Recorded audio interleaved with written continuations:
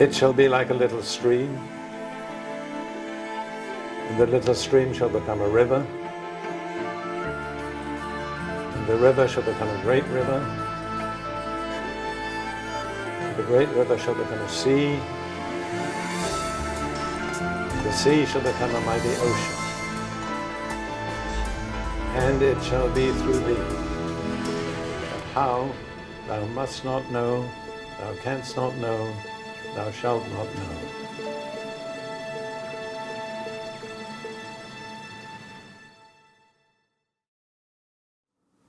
My earliest memories were on the steamer coming from India to Britain when I was age 5, must have been 1920. And I can vaguely remember my mother telling me not to climb on the various pieces of equipment on the deck. It was the tradition in those days that if you had a solar topi, you know what that is? A solar helmet. When you left India, you attached a cord to it and you trailed it in the wake of the ship. So I can vaguely remember doing that. Well, I was in India because I was born there, and I wasn't given any option about that. I was born there because that's where my mother was. My mother was there because my father was there, and my father was an officer in the Indian Army.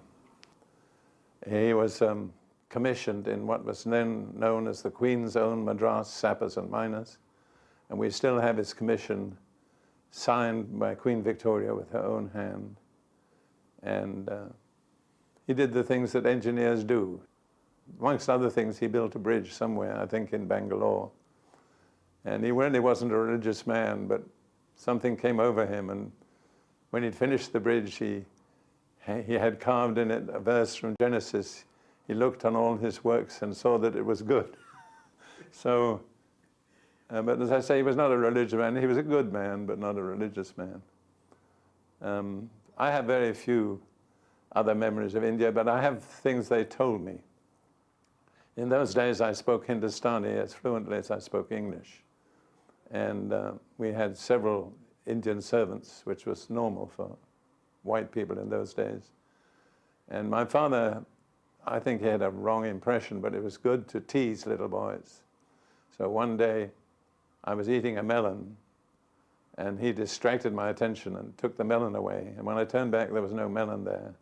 And the family records how I scolded all the Indian servants in Hindustani for taking my melon. But I really don't think that that's the right way to bring up little boys, because I think, actually, I became subject to anger, which probably started at that particular point in my life. But my parents really were very good to me. Because my father was still serving in the army in India, of course, he spent most of his time there.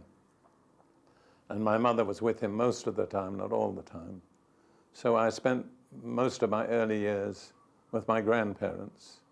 That's my mother's parents. And like everybody else in the family, my grandfather was a soldier, served in World War I, and was Director General of Transport and Supplies in India in World War I. My whole family background really is in India. He was a good man.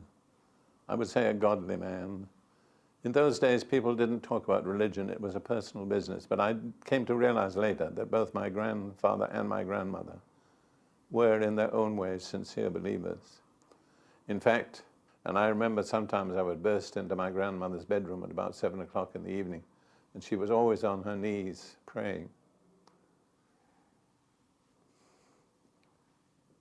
I'm sure she was praying for her grandson, who had all sorts of potential problems. In fact, I really have to say, I think one of the great influences in my life was my grandmother's prayers. I had then what was called a governess, which was a woman who came in and kind of did what my parents should have been doing. I had a succession of governesses, and then at age 9, I was sent off to a preparatory school, what they call a prep school. And there's quite a well-known photograph in the family of me about to go to prep school, suitably attired in a tweed suit with a waistcoat, a vest, and a bowler hat at the age of 9. God has equipped me academically. I was always top of the class. I was very keen on games, football, cricket especially. At the age of 13, I was entered for a scholarship examination for Eton, and I was successful. So at the age of 13, I entered Eton as a scholar, and there were about 1,100 pupils in those days, but there were 70 scholars. The number 70 was maintained exactly because every year they took in 14 scholars, the top 14 in the examination. Eton was in many ways a strange place. I mean, there were a lot of rules. For the first year, you were not permitted to put your hands in your pockets. And until you reached a certain stage, you were only allowed to walk on one side of the street. And you always wore, well, when you were tall enough, you wore a tailcoat for everything except sports. And I remember going to W.A. Stimson, who was my tailor, and being measured for my tailcoat. And you know, I paid the tremendous sum of £7 for a completely tailored suit, including the waistcoat. Eton was a very strange place. I mean, it was extremely snobbish, but so snobbish that you didn't have to appear snobbish, if you can understand what I mean. You just took it for granted. The educational was, in its own way, tremendous. I mean, there was a proportion of one teacher to every 12 students. It was taken for granted you would study Latin and Greek. Anybody who was educated always did. There was no real alternative that I know of. I remember before I was, let's say at the age of 14, I was expected to be able to write verse in Latin and Greek and translate English poetry into Latin and Greek. You might say, well, what was the use of it? Very little in a way, but it was a tremendous discipline. I mean, I was really trained to think and to work systematically, to get my homework done in time. And I view younger generations today, and I see how little real discipline there is in their lives. And discipline is something that really is worth having. I mean, it can be turned in many different directions, but an undisciplined life is really a chaotic life. There's a lack of real focus and purpose. I have a real burden for the young people who are growing up in Britain today or throughout the world, because there is so little of real discipline in their lives. And in fact, that many people today resent discipline. But it's a mistake. I mean, it can be wrongly enforced, it can be unwisely applied, but it's a key to success in life. I don't care today about the fact that I know Latin. I never bother with Latin. I do use Greek because I read the New Testament in Greek. But what I got beyond that was discipline of study. Also, I became part of the, I wouldn't say the jet set, but because there weren't any jet sets in those days, but I became a sort of beachcomber in a way. And yet at the same time, I continued my education at Eton, so I was leading a double life. I got involved with a family of Russian emigres who'd escaped from the Soviet Union. And I spent several months with them and learned Russian, which I've always regretted that I never kept it up. I also was fascinated by the Russian novelists. I started reading Chekhov, and then Dostoevsky. And I was, for a long while, I was fascinated by the Russian novelists. And the whole Russian sort of, not mysticism, but it's a kind of different view on life. When I became a believer, that sort of faded into the background, but it had played a part in my development.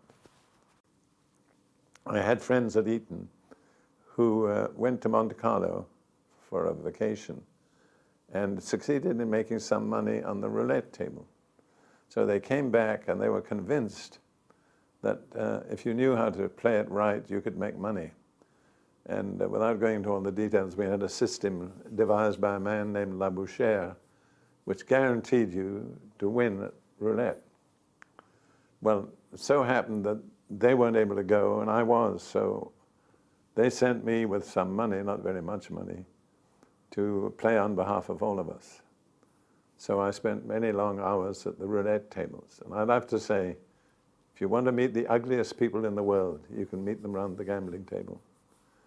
And miraculously, we really never lost much money. I mean, later on we discovered that the man who devised the system, Labouchere, had died a pauper, so that really cured us of that. Chapel was compulsory, once every weekday and twice on Sundays. And of course the chapel buildings were beautiful. However, when I went to Cambridge, I decided I'd done all the church going I needed to do in my early years, and I wasn't going to waste my time on that anymore. I took an examination at King's College, Cambridge, and was awarded the Senior Scholarship of the Year.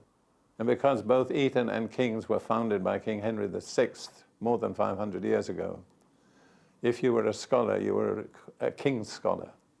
And if you were a King's Scholar, you were entitled to write the letters KS after your name.